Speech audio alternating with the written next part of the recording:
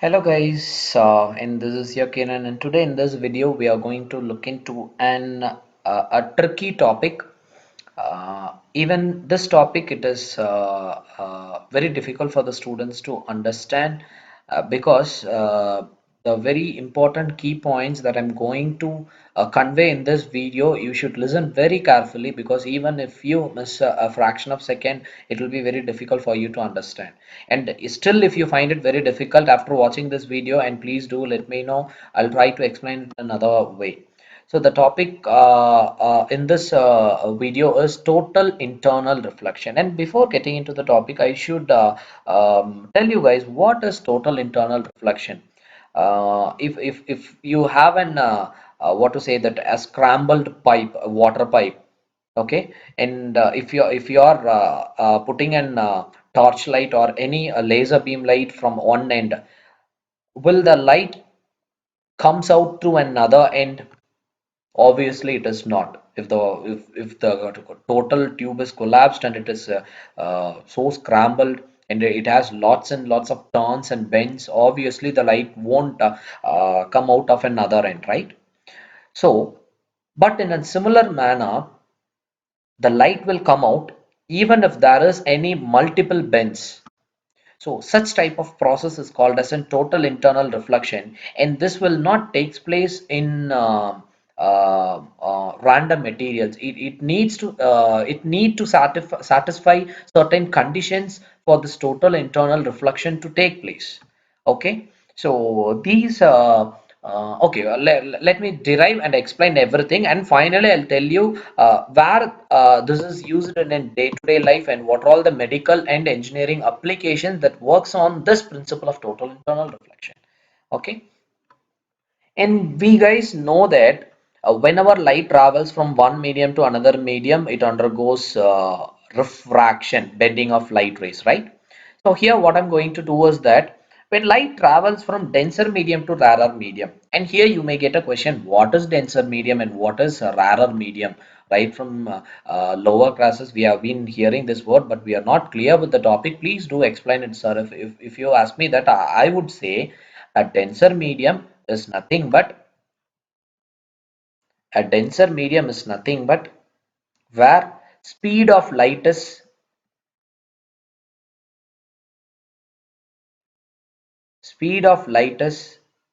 slow and refractive index of that medium is high. What is rarer medium? Rarer medium in the sense speed of light is very fast when compared to the denser medium. Speed of light is fast and the refractive index is very minimum. If I want to give a comparison, uh, air and glass. Here, the refractive index of air is mu is equal to 1, but whereas refractive index of glass is 1.5. So, here just give me a clue which is a denser medium and rarer medium based on the above statement that I've written. So, if the refractive index is minimum, so the light is faster, so it is a rarer medium. Here, air is considered to be a rarer medium and glass is said to be a denser medium because in glass when light enters the speed of light obviously decreases. Okay, so most of the students they have a misconception always air is a rarer medium. It is not like that. Based on the data what you are getting, if suppose if you are comparing it with if I am comparing glass with what I can take diamond, if I take the refractive index of glasses, as I've already mentioned, 1.5, refractive index of diamond is 2.4, which means that here glass is considered to be the rarer medium. That is, in glass, the speed of light is faster when compared to the diamond. So, this is denser medium. Okay, and I hope you are clear what is denser medium and what is rarer medium. So, what happened here in total internal reflection is, wait, let me clear this. The paint space is too small for this physics teachers to handle it because we need a very huge board. Okay, Listen here. Let me consider and see, this is a denser medium and this is a rarer medium. They didn't mention what is that medium. They just mentioned it as denser and rarer. Okay.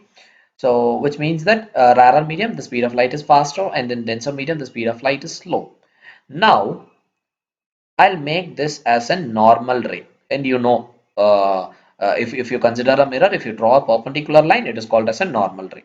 So I am taking this as an interface. This is the interface between this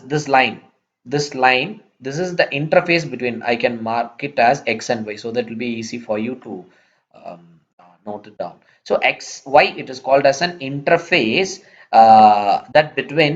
interface between denser medium and rarer medium, and this perpendicular dotted line represents normal ray. Okay, here light rays enters from denser medium to rarer medium. If light enters from denser medium to rarer medium, okay, what will happen in the sense, the light undergoes refraction. The light undergoes refraction, it bends. Okay, so this is an incident angle, this is a refracted angle. Now what I'm going to do is that when I increase this incident ray, when I angle of incidence, what will happen? Let me draw it in another diagram. I don't want to mess in the same diagram, so that you will be finding it very difficult to understand. So this is again an interface, and this is a normal line. So what I'm going to do here is I'm going to increase this angle of incidence. Okay, when angle of incidence increases, angle of refraction also increases. Okay, are you clear now? And next, wait, if I use the same color, it will be easy, right? So this is again an interface, and this is a normal line. Okay, so what I'm going to do is here, I'll mark it with some angle so that it will be easy to understand. Uh, let's say this is 40 degree and this is 45 degree, and here what I'm going to do is, if I take this to 47 degree, listen, I am marking this angle of incidence as 47 degree.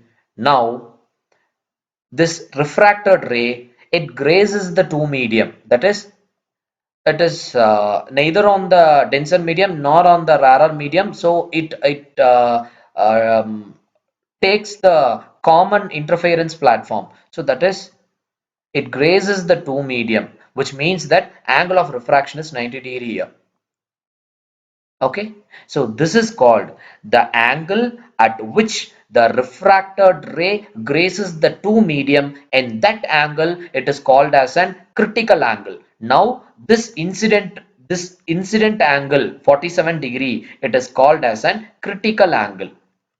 Can you understand? So far we have increased from 40 degree, angle of incidence increases, and again if I increase, suppose this is 42 degree, and if it is 45 degree and here it is 47 or 48, whatever it may be, and next if I make it angle of incidence 40 degree, 47 degree, and suddenly the refracted ray, it merges, that is, it lies exactly on the interference with an angle 90 degree. So at what angle the refracted ray becomes 90 degree, so the incident angle is considered to be a critical angle. So now the major part is over. So this is the place where 90% of the students, they make a mistake, that is, even if I increase 1 degree in incident angle, note it down. See, this is an interface, normal ray. Like, even if I increase 1 degree, that is 48 degree, which means I'm putting, sorry, I'm putting an incident angle greater than the critical angle, right? Incident angle is greater than the critical angle. Okay, so if the incident angle is greater, that is 47 is the critical angle. If the incident angle is greater than the critical angle, what will happen? No refraction takes place. Instead, it will undergo a reflection called internal reflection. Where the light came in, it will end up in the same medium. It will reflected back into the same medium. That is, it will the light will be reflected. This is called as an internal reflection. See, the light came from denser medium because the incident angle is greater than the critical angle. It went back into the same medium. Okay, so this is called as an internal reflection, and if it takes place in multiple times, it is said to be a total internal reflection. I hope you are clear with this topic. Okay, if the incident angle is exactly equal to the critical angle, that is here, for example, I've written this values 47 degree, the refraction is 90 degree. So they will be asking a question, what happens exactly at critical angle, and you should say that the refracted ray is at 90 degree, that is neither on the denser medium nor on the rarer medium, so it grazes the two medium. What happens even if I increase a single degree which is greater than a critical angle? There is no refraction takes place. Instead, the light will be reflected back into the same medium. Okay, and this is called as an internal reflection. Now they may ask a question, what are the essential conditions for total internal reflection to take place? Only two conditions. It is very simple.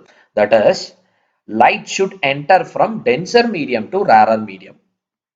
Light should enter from denser medium to rarer medium. And the second part is, angle of incidence should be always greater than the critical angle, because if it is less than critical angle, nothing will happen. If it is exactly critical angle, the refracted ray will be at 90 degree, and only if it is greater than the critical angle, and it will undergo a total internal reflection. So this is the main tricky part where most of the students, even during my school times, I found it very difficult to understand the topic, because I really don't know how this angle increases and all these refraction and blah blah blah, when it was like an iffy in my mind. So I hope you guys are quite clear with this, and if there is any query, please do drop your comment in the comment box so that I can answer your queries in the next video. And when we move to the second part, that is like real-time applications of this total internal reflection. Even in stethoscope, we are using the same principle. Instead of light, we are using an sound. So there is no difference in that. So see, let me draw it. See if this is an I'm just drawing a rough diagram. Please don't mock at me. Okay, so if this is an stethoscope, if this is the tube of the stethoscope which is connected to the diaphragm, this is the diaphragm.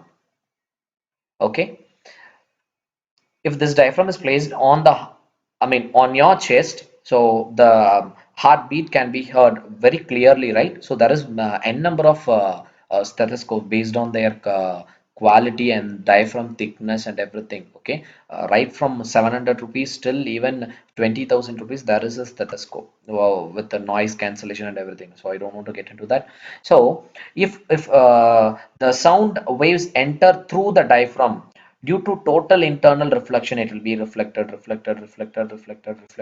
So it will undergo n number based on the length actually.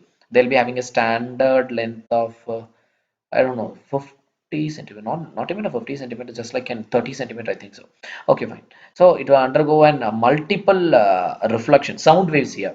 So this is called as a total internal reflection. And also mirage. You might have experienced this natural phenomena during summer times. When you're along a straight highway road during a summertime, when you're driving either in your bike or a car, whatever it may be, at a long distance, you may find there is like an water, wavery water, but when you reach that spot, you find it that there won't be any water bodies. So that is like an illusion created by these light waves due to denser medium and rarer medium, because the air which is very close to the earth's surface, it will be very hot, so it behaves as a rarer medium. When the altitude increases, obviously this density also increase, that is air becomes quite chilled, so it behaves like a denser medium. So sun rays is entering from the space, right? So when it enters from the topmost part of the atmosphere, so it is entering from denser medium and it is entering into the rarer medium. So when light enters from a denser medium to rarer medium, what happens? Total internal reflection takes place and it creates an illusion of an wavery, like a watery water body at the long distance during summertime. So this is also an example, and also glittering of the diamond, glittering of the diamond. See, diamond should be cut in an perfect angle, that like 24 degree, I think so. I'm not clear exact with an angle.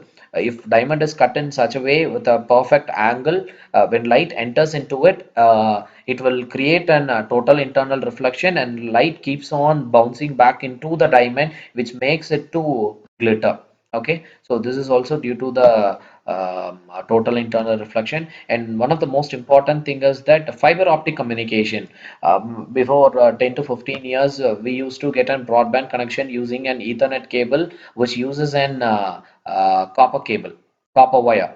Okay, so there will be a loss of data, and if the service provider is giving 500 Mbps, 500 kbps, and we'll be getting only 64 kbps, so there is loss of data. So in order to avoid all these loss of data and to increase the speed to give an fast broadband service, most of the telecom communication companies, they have gone to this fiber optic. So they are using a fiber optic cable, and even you might have seen this advertisement in most of the gates: fiber optic cable, fiber optic cable, ACT, Airtel, all service providers are using this word fiber optic. So which means that data is transferred in the form of light through this fiber optic. So in this fiber optic communication, what happens is that there is no loss of data at all, and what kind of what magnitude you are sending from the sender side, the same will be obtained in the receiver side. There won't be any loss of data at all. So even in that thing, we are using total internal reflection, and I hope you are clear with this total internal reflection. And if you come up with any kind of an different scientific applications in day-to-day life or whatever it may be, and please do post your comment in the comment box, so that I'll get to know from your student side. And thank you very much for watching this video, and I'll get back to you in another video. Thank you, guys.